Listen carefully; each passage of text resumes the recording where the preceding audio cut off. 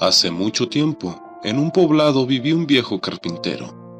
El hombre trabajó durante muchos años y después de pensarlo, decidió que era momento de retirarse. Le comunicó a su patrón sus planes de dejar el trabajo, en la entonces constructora de casas, y vivir una vida más calmada con su esposa y su familia. Su jefe del trabajo estaba triste de ver que, pues, uno de sus mejores empleados, el que hacía las casas mejor valoradas, se retiraba, y le pidió como favor que construyera una última.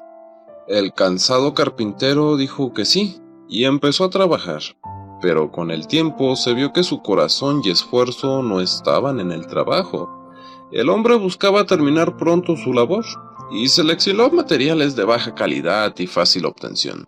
Trabajó lo más rápido posible y el resultado fue la peor casa que había construido en su vida laboral.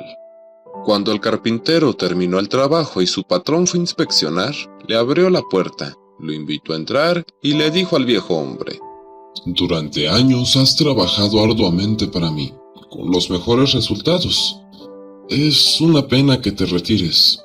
Por esa razón, como regalo, te pido que tomes esta última casa que construiste como tu nuevo hogar.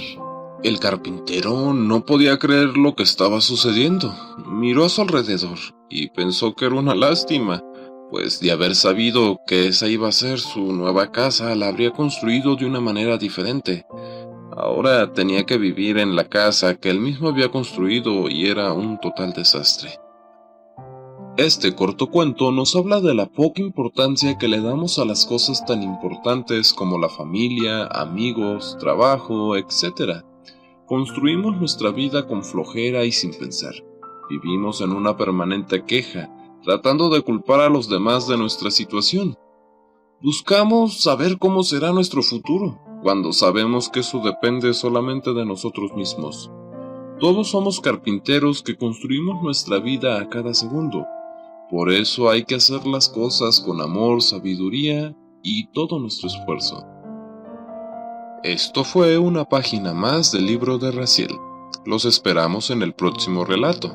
Les deseamos una linda mañana, tarde o noche.